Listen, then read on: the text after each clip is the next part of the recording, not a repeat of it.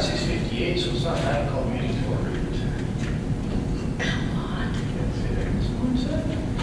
Didn't say that. Yours says 7? There you go. The clock on the wall says 7. Yeah. That's So I what can call some student. If you want to go over it. No. Welcome to one scavenge. One beast. Where's our throat?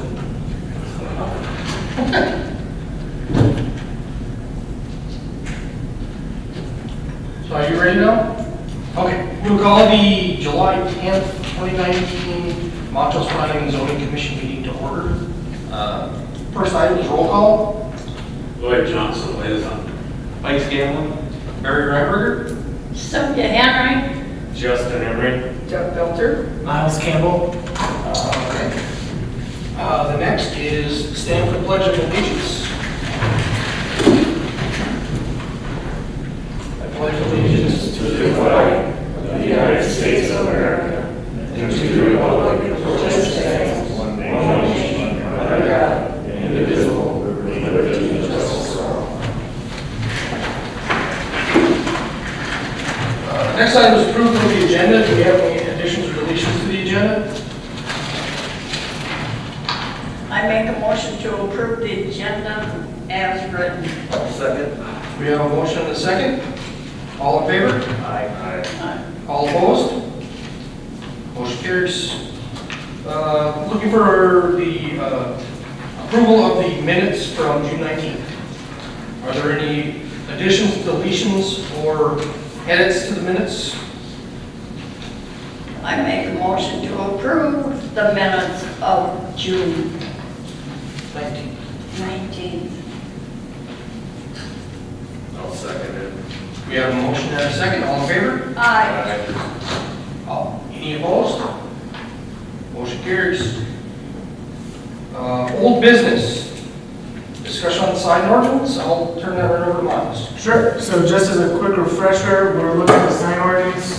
On the one hand, they handle kind of different types of temporary signs, including sandwich board signs. And kind of another issue that arose was the content-based language within the ordinance as written. So what the city attorney and I did is we went through for the content-based aspect of this, and we highlighted areas of the sign ordinance that were content-based code, and then we divided those into two major categories and one kind of a special caveat. In the packet of the kind of existing ordinance on page 10, you'll see anything that's highlighted in yellow is technically it's content-based language. It regulates based on what is on the sign rather than where the sign is or how large the sign is. But it's written in such a way that it's narrowly defined enough that it serves a legitimate public interest in such a way that we feel that we can keep it as written. So a good example of this is something like an area or identification sign, so think of like a house number. We want to be able to provide, you should be able to put your number up on your house, that's how you get your mail delivered. There's a legitimate public interest in having those be regulated in terms of signs.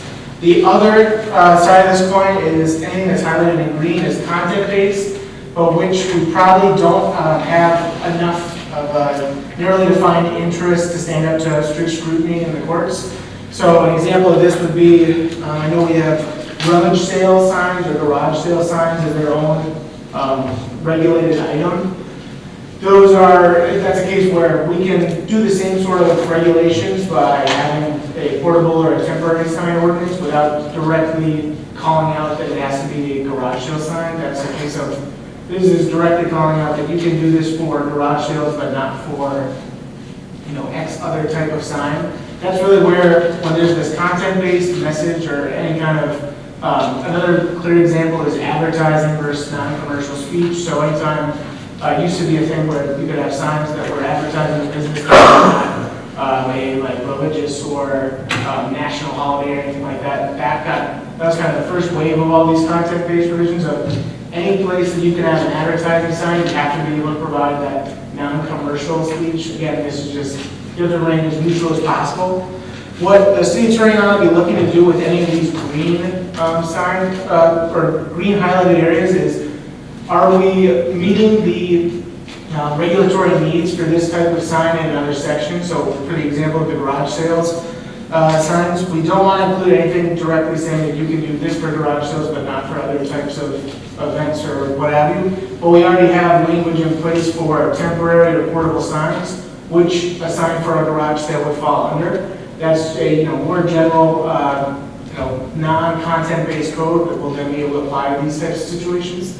If we don't have that kind of instance, that's where we have to start thinking of how do we either preserve this in a different way of language, or do we cut it in the first place and then have it be provided for in less content apparent language. So another one that's going to be kind of trickier that will take maybe a little bit more research is something like motor fuel signs right now are called out as their own special district regulation where you can have kind of a tall gas signs if you have a motor fuel business. But of course, that's saying that someone that is doing like a restaurant or something can't have that same type of sign. So we need to look at a way to have businesses in the B1 and the B2 districts where we likely see motor fuel stations locate, still be able to do that type of signage without directly saying that they can do this or they can't do that. It'll take a little bit of work, but it's from my going through it, I think a lot of the stuff that we've highlighted for either removal or change is going to be able to net through the rest of the code or through some amount of kind of rewording. The only kind of weird in between these two is I had campaign signs in blue. Campaign signs and political signs, specifically around campaign season, have special protections in Minnesota state statutes. I have to double check exactly. I think how we have it written here of the no longer than 75 days in a calendar year. I think it's also 10 days after the election is when they're I was just gonna say, Yeah. remove them 2 weeks. Yeah, and those are like one of the few cases where like those are always permitted without any kind of, you don't have to come in and pay for a permit or anything like that. It does not account against the like one sign that we would have in a district. But it's, with the caveat of being, it can only be so many days out from the election and then so many days after. So that will be included, and that's protected by statute. It, obviously content-based, but it's not something that we have to worry about right now. On the topic of sandwich board signs, I have in the kind of memo just an example of what I think I'm thinking about putting in, and this would be under what we have for section 1024-3 general provisions. Here's the item number here, but portable signs would have a sub note here on the one sandwich board sign per business may be allowed in the business districts without a permit, without using the time period allotted for temporary portable signs, provided it's within 15 feet of the entrance to the business, it's on private property, and it's on a sidewalk, it provides 5 feet clearance, that it doesn't obstruct safety, visibility, or traffic, those size restrictions there, and then it's only displayed in business hours. It's all the stuff we basically talked about last week, it's just kind of a more fleshed out version of that. The other item that we talked about last week that we weren't initially looking into, but something I did a bit more research on afterwards, was the permitting and enforcement topic. So we talked about the fact that right now we don't have a permit document that people can come into City Hall and use for their applications. And then in cases of enforcement, we don't have a great history of doing that enforcement for illegal existing signs. So I know we just got the administrative assistant, so that'll be a big part of that second half. What I'm hoping to do with the actual ordinance itself is to direct people towards something like what we've done for parking pads, where we have the parking pad applications with informational kind of, here's some diagrams, stuff like that. Here's what you can do for the sign, that sort of thing. I have a couple examples from Albertville that I included, which are their temporary sign permit and their permanent sign permit. I think separating those two is pretty useful because you are going to have a lot more people coming in for the temporary sign permits once we actually kind of get people in the habit of coming in for these types of permits and doing that ahead of time. Having it so that, and we also just require different materials. You're going to want to have information on utility easements and access easements for a permanent sign where you might, that's not as huge of a deal if someone's going to have a sign up for 3 days for an event or something like that. So it's really about kind of finding, what we talked about last week was this kind of sweet spot where people are actually going to come in and get the permit in the first place, especially for the temporary permits that just seem to kind of pop up out of nowhere and then disappear just as quickly. I mentioned that Albertville charges $35 for a temporary sign permit. I think that's probably on the high end of what we want to look at, especially with it being a question of getting people to, get the permits in the first place. I think especially with the temporary, you want to probably have it lower but not too low in the case of, you don't want it to be completely free because then no one would come and get the permit again because they just know they don't have to pay a fee anyway. You make it like $10, something like that, where it's pretty painless to do, and then you have the, easy application process where there isn't a ton of stuff you have to bring in with it. I think that's going to be kind of the main components of getting people to actually use the permitting system and save us all the trouble with enforcement.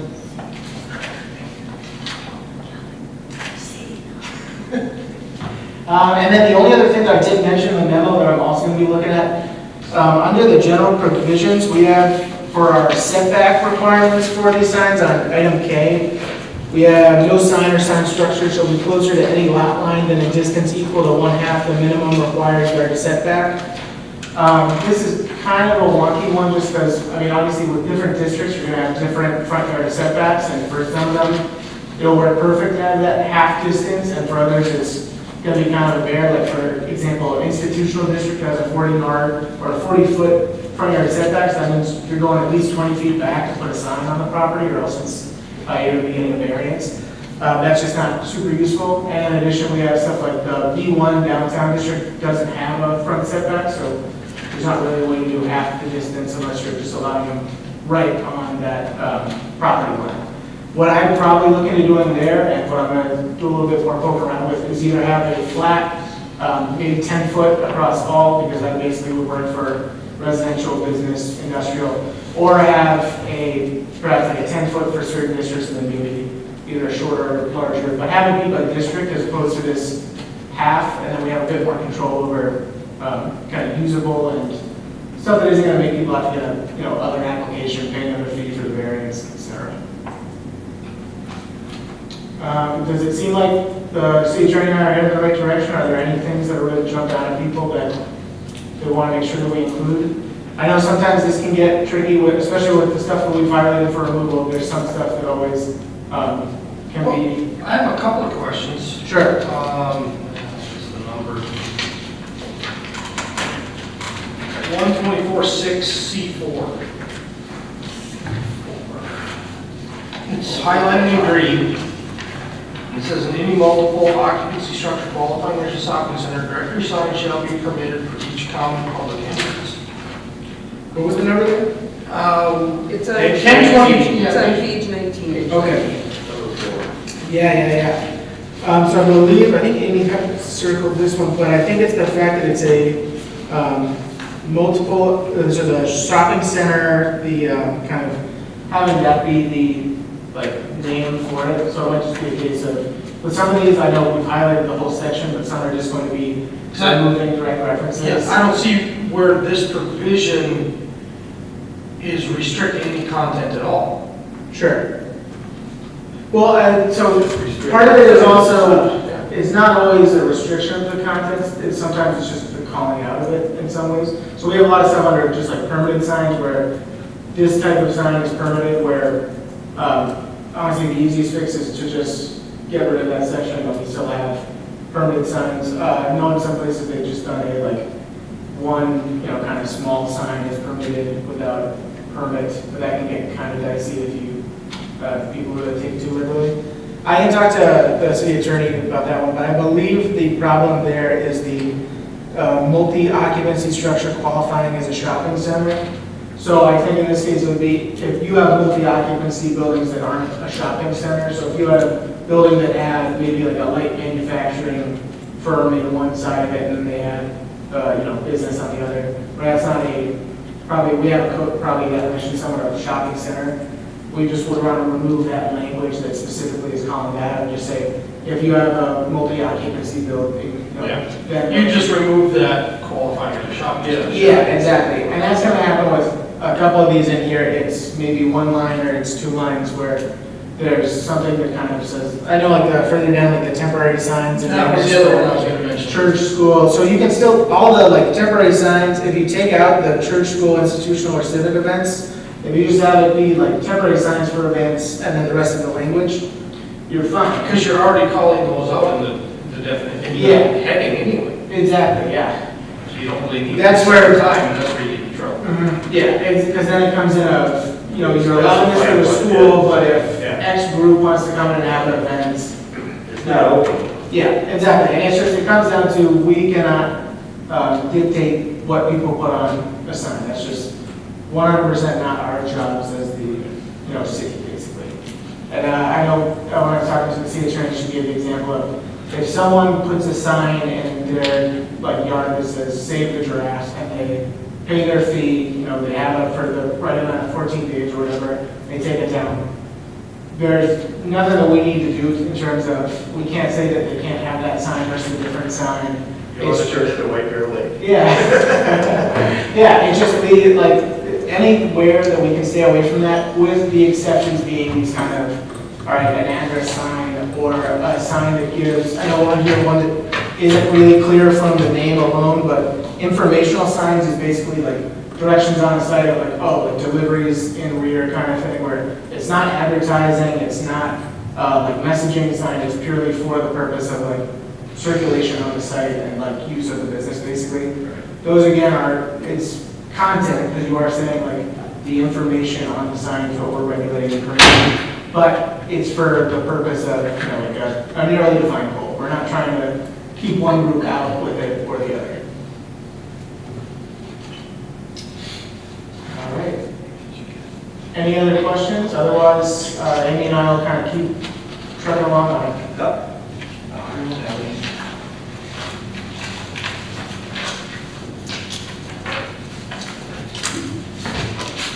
I like the applications that you included. Yeah. This application. I think we're gonna work with those. We already have the templates. I mean, NSC's done these before, so rather than charging you guys, you know, hours to recreate, might as well just use what works. We'll probably change, those include the requirements for the sign themselves, so those will change it depending on what we include for our requirements, but So what's the next step for this? the next step will be taking a look at the content-based stuff in particular and removing where we think we can, in cases where a removal doesn't impact what, you know, a person can actually still do the same thing, but it just isn't called out directly, so an example like holiday signs or something like that, you can still go through the normal pathways, we don't have to worry. For cases where, like the motor fuel station, where we need to be a little bit more creative, maybe look at kind of the height requirements and stuff like that per district, that was something we're looking at, and that'll kind of tie in with the setbacks that I mentioned basically. So there'll be a little bit of the numbers possibly changing around depending on what we include or take out. And then kind of revising the existing language around enforcement and permitting to be a little bit more clear, match a bit more with the rest of our procedure sections from other sections or chapters of the code basically. And then putting together this actual permit material so that, you know, after we do all this good work, people can actually do it basically. So when can we expect to see something for review? I think we'll be bringing language for next month's planning commission meeting.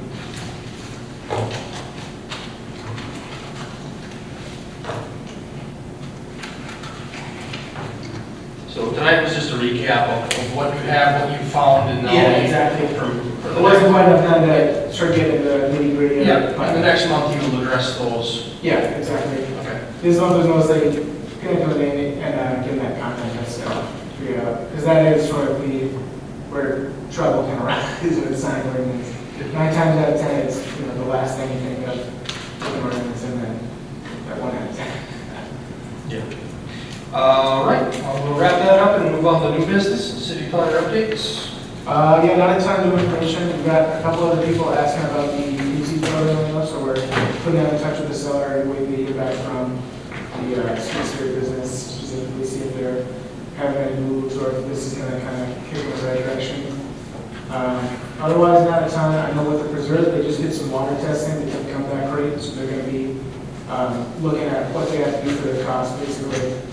They tested the water main systems and had some leaks out as far as I know. I would assume, I mean, Yeah. that's been an unmaintained, Yeah. unsupported water lines for a number of years, and we've had some cold winters. Yeah. And without traffic actually driving on them, you know. Yeah, it's not as bright, but, so they're, I think, trying to figure out what their plan is moving forward, and exactly what that kind of adds to their project costs, et cetera. Otherwise, yeah, not a ton of new business, just some minor kind of stuff. So no movement on the coffee shop or? No, any they other really things get that are their ahead? site plans and it's already together. Like they kind of hit the rough season. Miles keeps in touch with them on a regular basis, it's just that, That's, it's, the ball's in their court now. They Yeah. have to get us the information, and they know the time frame. I mean, we have to have it to the paper by 10 o'clock on a Tuesday for any kind of publication, so, for public hearing or Yeah. anything like that, so, we're just waiting on them to do that. that's for that. Yeah, brick yellow the old house. bed and breakfast on the corner. Yeah, 140 Nelson Boulevard. Yeah, they're hoping to do a kind of joint parking over that and add access points. They're also in talk, or they should be in talk with MinDOT. I gotta look about that as well since they are on Highway 12 and that's gonna be a tough house.